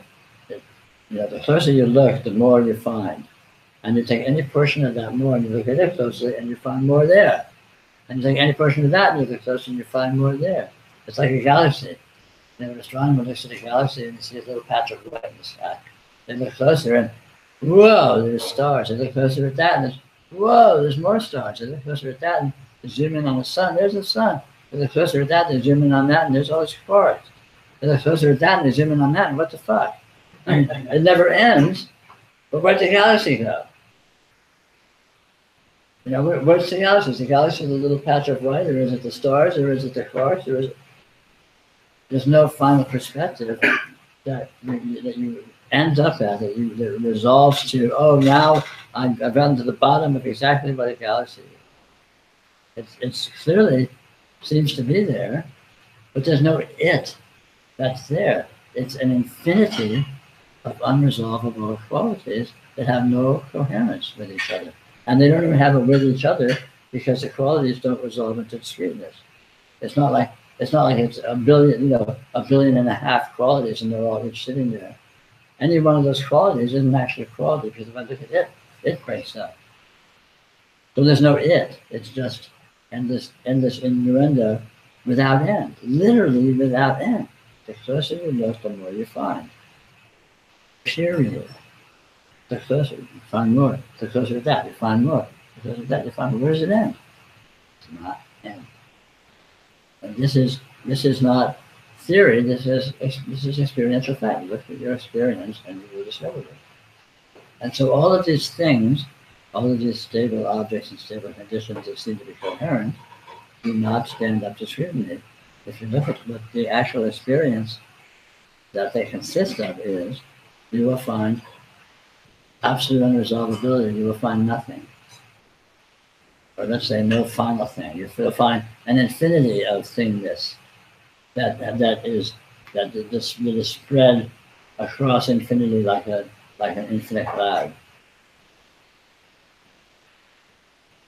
When you say look closer, I don't mean spatially closer, I mean more precisely. Trying to pin it down. More directly? Precisely. It's always direct. It's like, I say this is white, that's not looking very closely. I'm making a generalization, and I want but the specifics, not generalization, specifics. So let me look at the white that this is, and all of a sudden it's not white, it's lots of whites. And I look at those lots of whites, and each one of those is also lots of whites. And it goes on forever. I don't get to an actual white that this is. And again, this is not theory. This is simple, empirical, self-verifying fact. The way experience is intrinsically structured, or non-structured, if you like. Yeah, it's just language trips and stuff because it's basically all averages in language. Exactly. Right? Language is averages. Language is generalizations. And reality, experience is not made of generalizations. Experience is made of specifics. You're experiencing exactly what you're experiencing. You're not experiencing averages. You're not experiencing generalizations.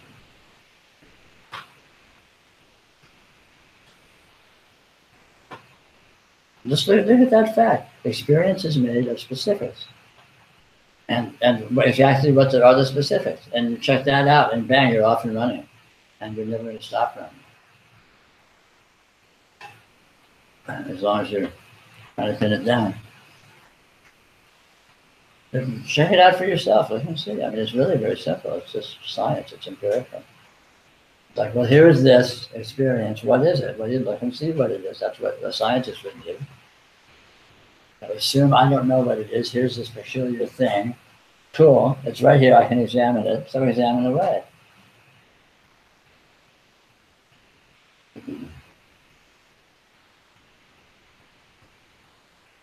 We're losing market share, we're down to 4.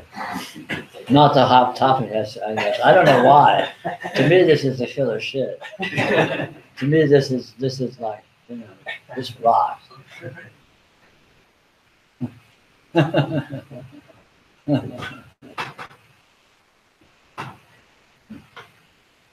need a new publicist. I need a publicist. But better yet, no. You just have to tell people. I need to stop broadcasting is what I need to do. What the fuck? Give it a shot. Why do I do this? Why do I do this? I think it's easy to look at this visually in a way, and it's not easy at the same time. Because the lighting always changes, so obviously Right. everything is, like you said, a vast array of colors and of seeming, averages when we talk about it.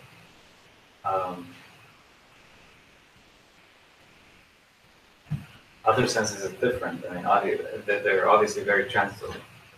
Yes, if you look very closely, though, you will discover exactly the same phenomena. Look at anything that seems to have stability. Like find a sound that seems to be happening that's more or less the same. The sound like this is the sound of a fan or an air conditioning that is on right now. Or there's a ringing in my ears. I used to be a rock drummer, so I have tinnitus. There's a ring always in my ears. I can listen to it and try to find that. So it sounds like it's there and it's right there and it's it's more or less always the same. Cool. But if I go into exactly, so what is present that feels like that, seems to be that. And if I'm, very, very precise and sensitive to the detail of exactly what is here, exactly the same thing happens. It opens up. It doesn't cohere into a wholeness. It disperses into range of degrees of difference. Just like by analogy with the colors we were talking about, it was shape in the visual field. And the same applies to all the sense fields.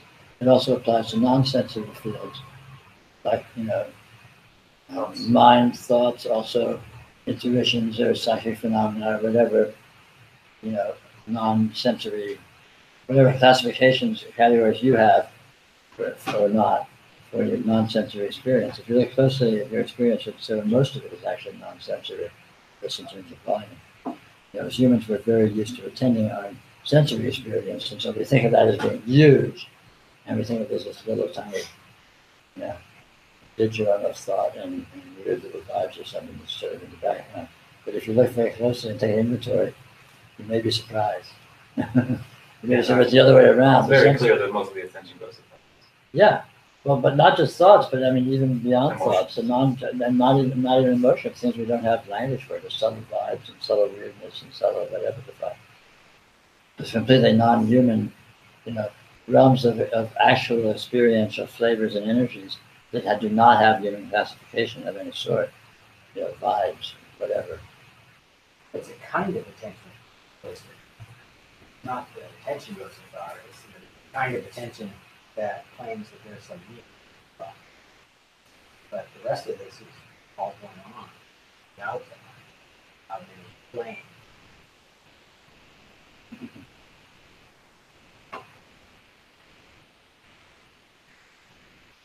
There's something,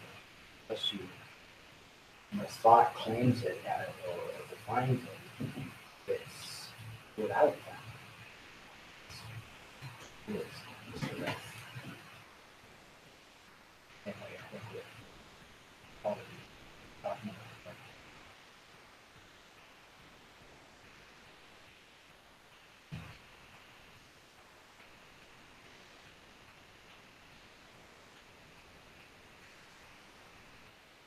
Yeah, the mind is basically a huge filtering machine.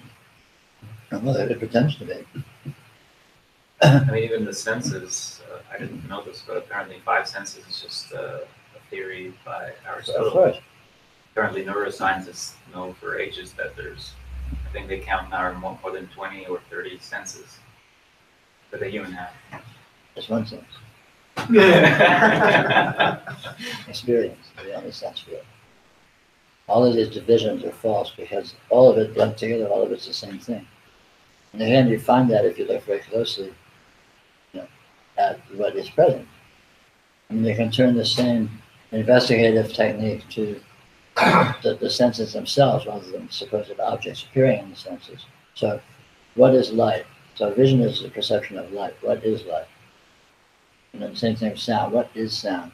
If you look very, very closely at what you think of sound is and what you think light is, you'll discover exactly the same thing. Same with thought, same with anything. They present with seemingly vastly different textures and vastly different dynamism or whatever. But in actual fact, you will not be able to find any difference because it's all unresolvable and you can't find any difference between anything. There's nothing exists to find differences between. It all resolves into clouds of insubstantial flickerings, to speak poetically, and each one of the flickers is itself clouds of insubstantial flickerings, and each one of those flickers is clouds of insubstantial flickerings forever.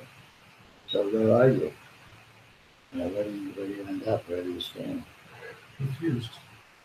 Well, yeah, sure. Confusion is what this is. It's with confusion. Fusion means joined, and con means with. So you're with this joining, this fusion of actuality, which never actually departed from itself, even though we stupidly think it is differentiated. It appears differentiated, but you can't find any actual differentiations.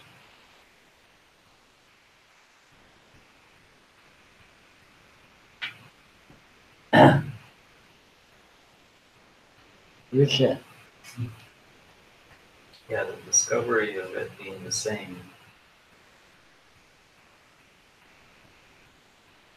definitely appears to be different. Yeah. And it also there's nothing knowledgeable that I can say about neither. Yeah. So it's more of an implicit illusion. Yeah, exactly. There's endless implication. The implication that this is this and is different from that. There's implication of all of the elaboration is nothing other than implication, nothing other than seeming. And again, when you look at it to try and pin down exactly what it is, it all breaks down. You can't find any actual differentiation, or stable differentiation, let's say, or definable differentiation. It all, you could say, collapses into this one condition which alone exists, right? Which I call radiant presence.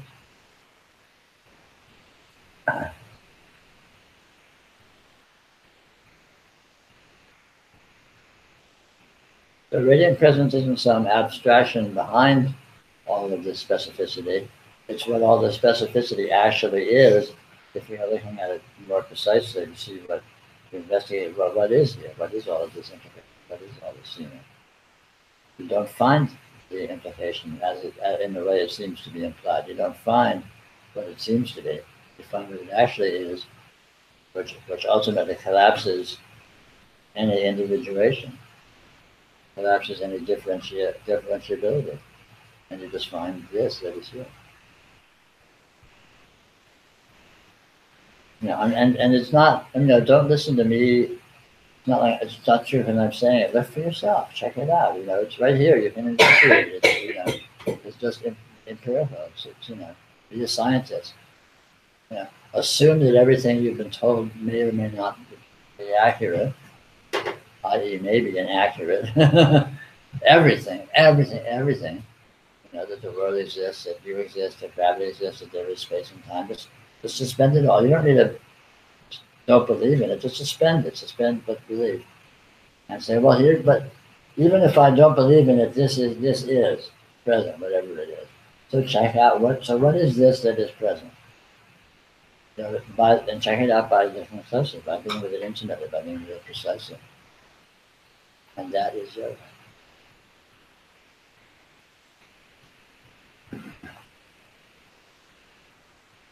Our market share is picking up. All right. We're up to 5. We picked one up. 25%.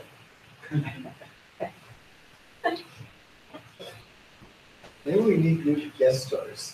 We need to get started. We need a new MC is what we need. Someone young here and pretty. Preferably an attractive female.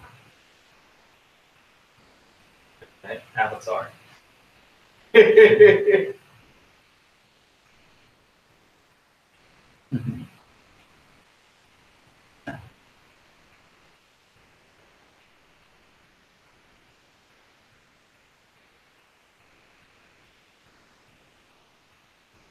An interesting sort of thing happened yesterday where it's like everything exploded into infinite orgasm. Mm-hmm. Nice. Yeah, it was better than anything else. But there's a lot to unpack there. How would you hear about unpacking that? I mean, it was all insights, but you could pick out an infinite. Yeah. And that's what this is. This is an infinite orgasm, and you can pick out an infinite number of insights if you want, but none of them are discrete, and yet they all just keep the implication just keep. Right, that's radiant presence right there. That's it. That's the finish line.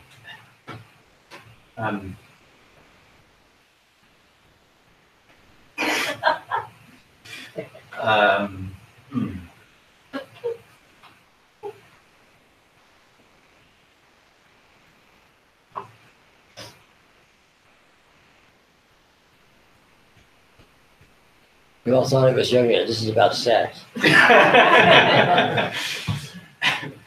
Or sex is about yoga? Seeing what this is has nothing to do with seeing what this is. Right. It's fucked up. This is some fucked up shit here. Some weird ass shit for sure. No lie. Maybe that.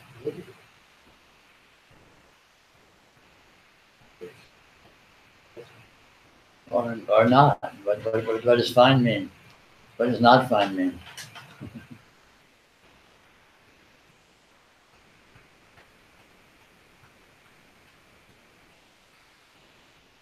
It seems like there are regions of this that are. So if this is only pleasure being mediated by pleasure, it's pleasure. Right. But there are some regions that seem like they're light lit up, and some regions that are light that isn't lit up. Yes. It was surprising to me. It seemed like there weren't as many areas where the light was actually lit up as I thought there would be. Mm. But at the same time, neither of those regions had boundaries, so Right. you can't really say. Exactly. Yeah. This is pure pleasure, but it has infinitely subtle and open-ended tastes. So its idea of pleasure might look very much like some human's idea of pain or horror. Think of it as the ultimate kink.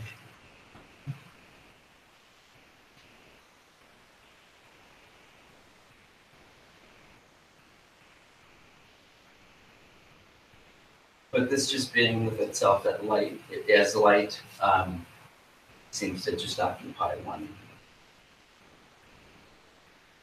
room in the mansion. Well, it depends what you mean by light. Its version of light is the light and the darkness and everything and anything else. It's just being with itself with no apparent mediation. Yeah, that's all that there is. It being with itself is the whole shooting match, is the whole orgasm.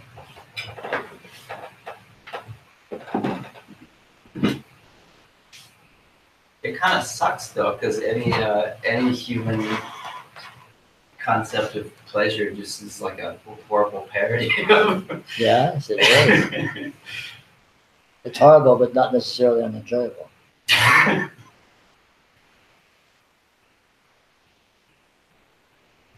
Yeah, divine pleasure is so vastly beyond human pleasure, and yet you can't find any human pleasure that's anything other than divine pleasure. So at the end of the day, that's not too bittersweet.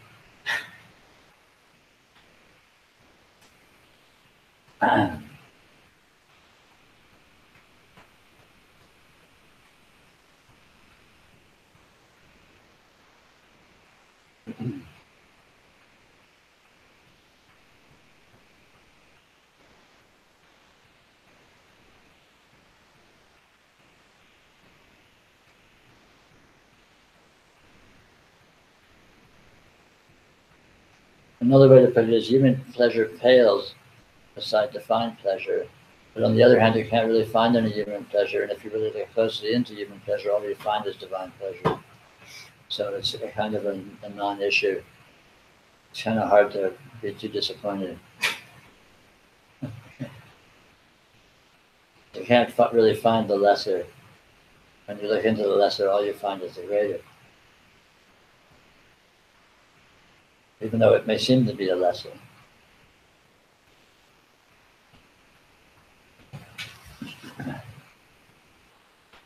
This is why any pleasure is actually the absolute pleasure. Anything is actually the absolute everything. For real, it really is.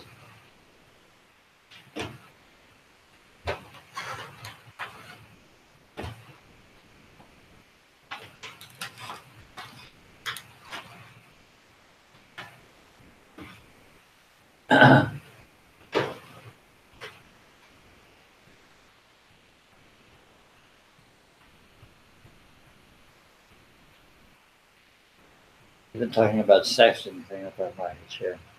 This is terrible. Yeah, it's not at that point a whole bunch of new people pop in on the live chat, but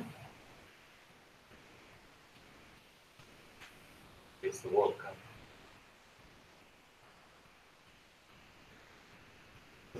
What's more important, the World Cup or this? World Cup, duh. No doubt. Sex coming close second Wow. Second, really? to the so World Cup. World Cup starts tomorrow. No doubt. Interesting. Trying to increase the numbers, huh? Exactly.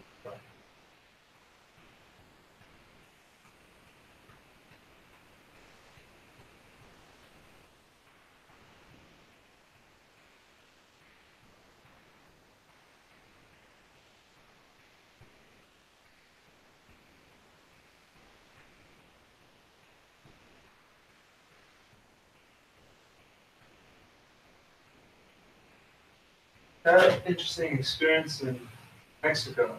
Mhm.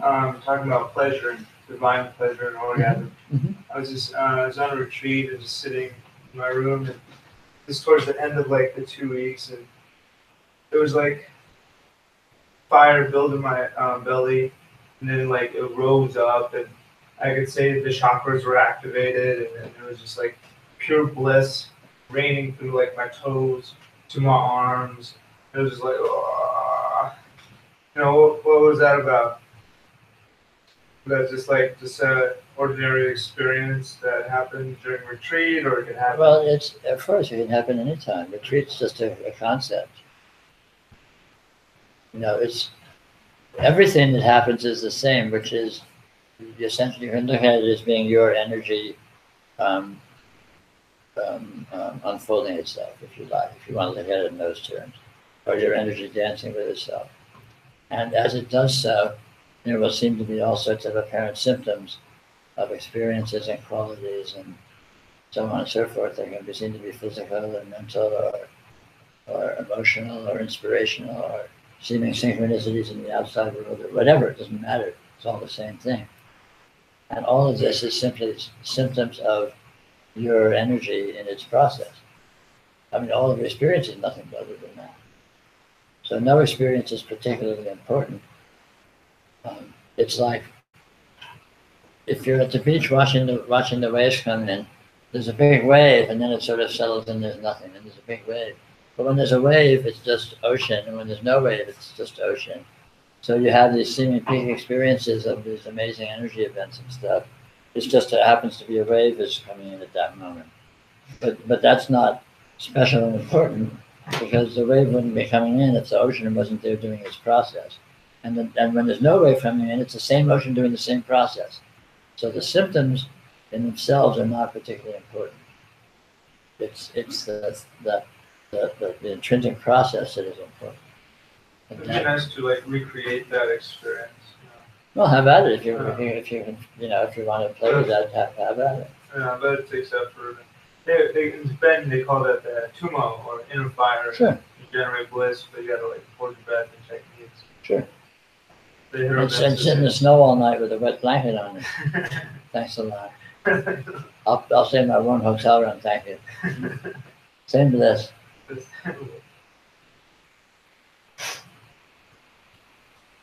Yeah, I mean, you're welcome to pursue all of these kinds of experiences, and there's all sorts of techniques that may or may not be helpful in trying to create them.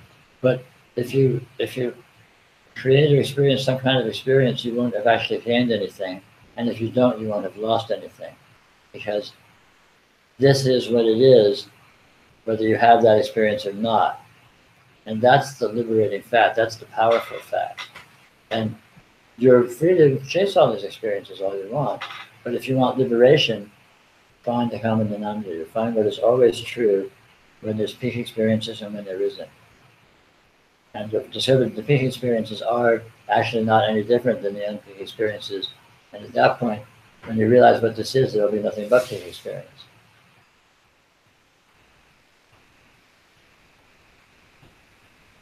Sitting around in the dentist's office, waiting to go in and have, your teeth drilled out will be pure bliss.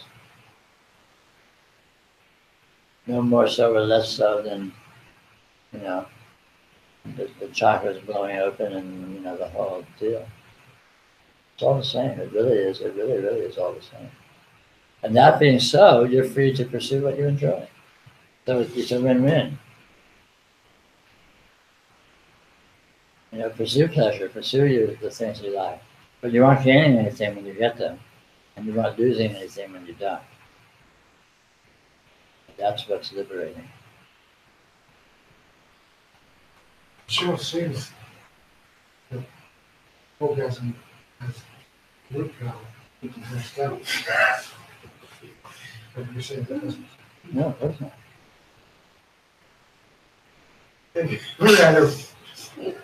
Really good root.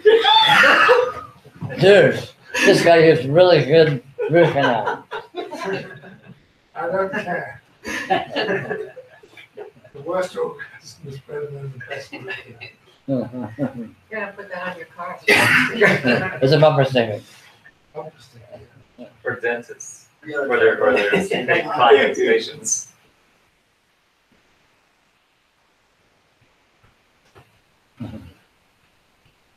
I remember my first time on it. Yeah, so I'm laughing at it. Busy guy's busy. No, okay, no, nothing. Rolling away, and I'm just my head off because here I am at the dentist having so much fun, It felt like I could feel a sensation, but it just didn't feel, it didn't connect as pain. Named as pain.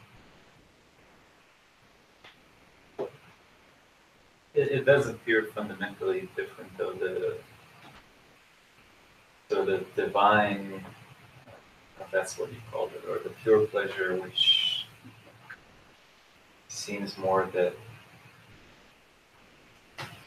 sense of, or just knowing this all is experience, Yes. and knowing this in the moment. That has a certain flavor versus, quote unquote, the human pleasure, which is whatever you're kind of wired Right, to sure. like orgasms or whatnot, Sure. or root canals. Right. So it does appear significantly different. I'm wondering It appears different, but again, the if you look concept of it closely is at the what's same. actually there, you find the same thing.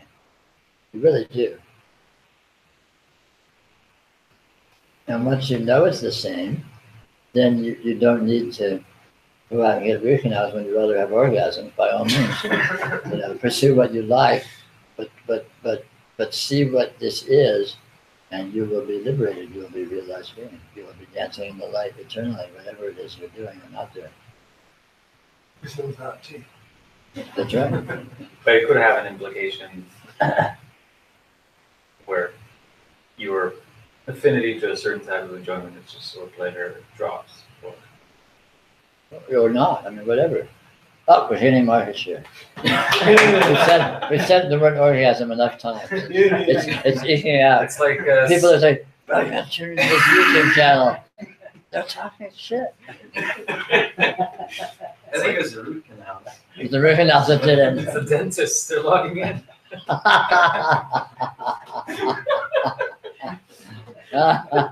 Oh, we lost him. What's your intention? He knows we're looking at him. We have the secret software that activates everyone's camera on their computer, so we're actually looking at it. We see. In terms of human enjoyment, though, are there experiences that are more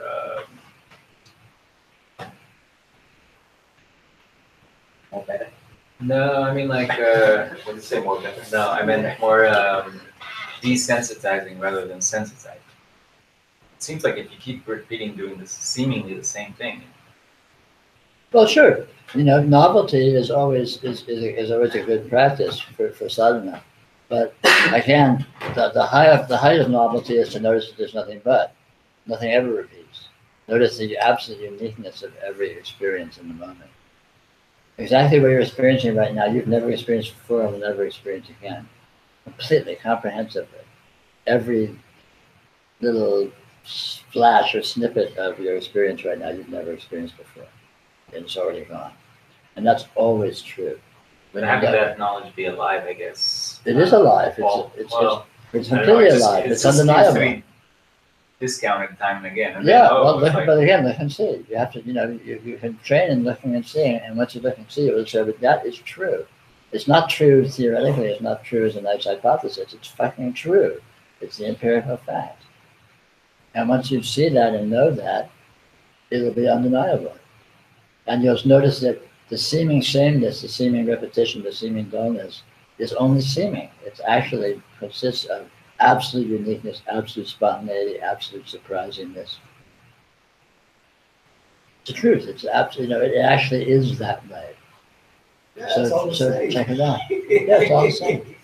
Then you find the divine boredom, the divine norming. Anyway, we have to leave it on that note because it's quitting time. So just as we're getting all the dentists excited. No, we lost them. We're down to 4. We're losing market share. Okay. Good night, all 4 of you. See you later.